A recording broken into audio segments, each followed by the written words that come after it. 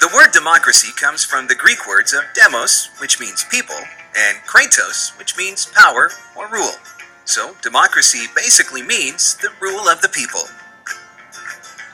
Democracy first started as a direct democracy in Greek cities, notably ancient Athens, where people came together to speak about their concerns and opinions in front of rulers of the city-state, and directly voted on new rules and laws. Here is considered as the birthplace of democracy. For the very first time, decisions were made by the people instead of rulers. But sadly, the ancient Greeks did not see all people equally. Slaves, women, children, and the people who did not have a land weren't allowed to vote. This is what we call a flawed democracy today. After the Greeks lost their power and influence in the 1st century AD, their early forms of democracy were also fading away, until the Magna Carta was signed in 1215, which prevented the King of England to do whatever he wanted, and said that even the king had to follow the country's rules and laws, which were written in the Constitution.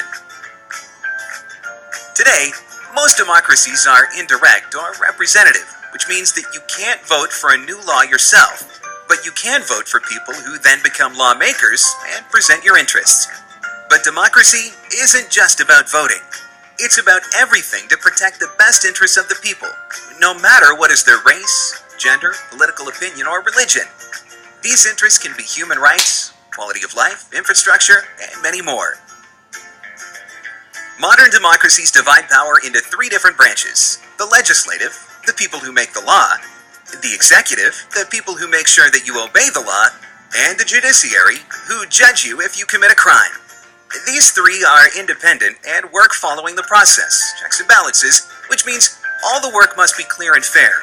And very important, the people who have power also must follow the law and not exceed their authority. In addition, a democratic government must work in a way that reflects the wish, feeling, desire, and values of the society that it governs.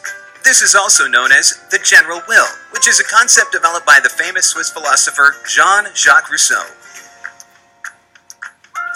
One of the problems of democratic voting is that the biggest groups of people always have the most power, and that's why a good democracy also has laws to protect the rights of its smaller and weaker groups. A democracy where the majority chooses to separate, expel, or injure its minority is not a functioning democracy.